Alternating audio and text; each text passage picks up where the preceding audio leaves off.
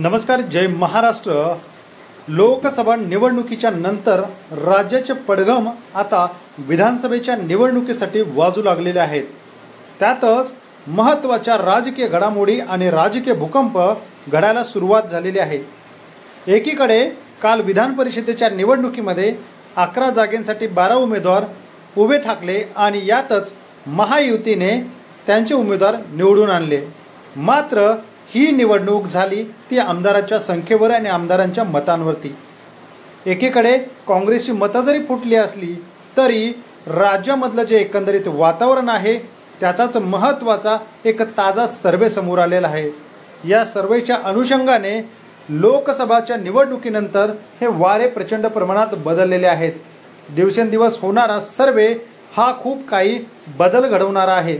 महाराष्ट्रातील जनता लोकसभेनंतर विधानसभेत कोणत्या पक्षाला मतदान कराल असा एक सर्वे करण्यात आला। या सर्वेत भाजप पक्षाला महाराष्ट्रातील 28% लोकांनी पसंत दिली आहे, तर भाजपनंतर सर्वाधिक पसंती ही ठाकरेंना आहे। काँग्रेस आणि भाजप या ठिकाणी जर बघता यांना पसंती मोठ्या प्रमाणात आहे। मात्र एकंदरीत महायुतीमध्ये भाजपचं नुकसान होते ते शिंदे गट आणि अजित पवार गटामुळे सर्वात जास्त नुकसान होते। अजित पवार गटाला केवळ 4% मतं मिळाली आहेत, तर शिवसेना एकनाथ शिंदे यांना 6%, तर ठाकरेंच्या सेनेला 12% लोकांनी पसंती दिलेली आहे। राष्ट्रवादी पवारलाही 13%।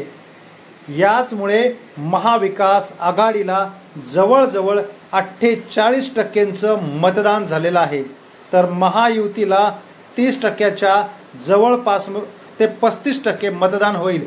म्हणजेच येणाऱ्या विधानसभेला लोकसभेप्रमाणेच महाविकास आघाडी बाजू मारेल आणि त्यांचं सरकार बसेल असं जनतेचं मत आहे।